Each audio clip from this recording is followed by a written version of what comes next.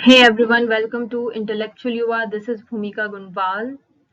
17 जुलाई shift 3 का analysis और क्या क्वेश्चंस पूछे गए, क्या पेपर का लेवल रहा, ये हम देखने वाले हैं इस वीडियो में। बिना वक्त जाया किए शुरू करते हैं मैथ्स के साथ।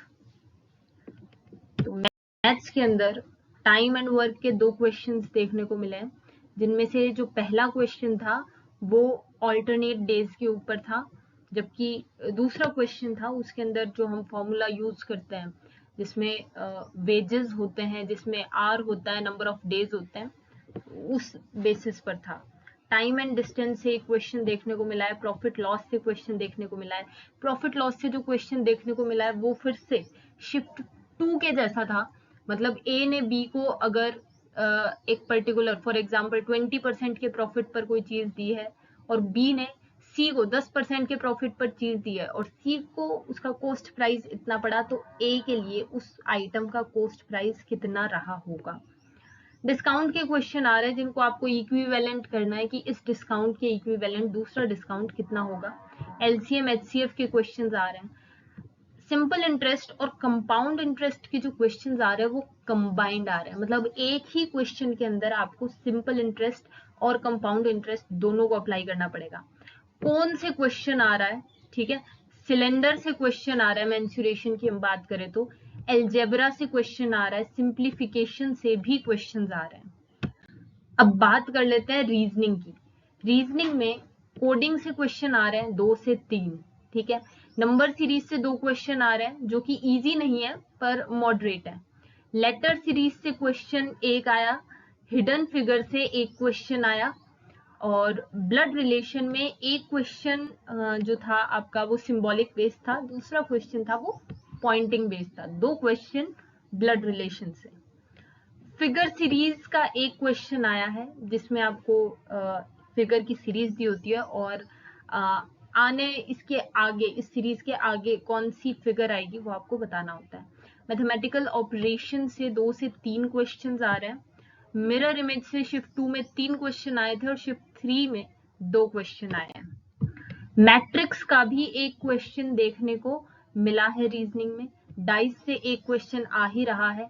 एक क्वेश्चन आया है फिल इन द ब्लैंक्स का। अभी फिल इन द ब्लैंक्स क्या है, A B space E F, इस तरह से, ठीक है, जहां पे आपको बताना होता है पैटर्न डिटेक्ट करके कि बीच में क्या आएगा।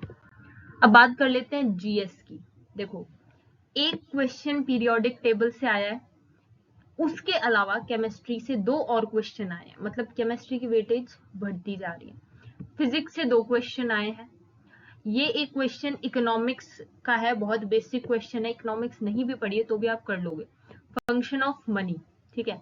फंडामेंटल राइट्स के ऊपर क्वेश्चन है। Number of rings in the symbol of Olympics, ठीक है, ये एक क्वेश्चन है।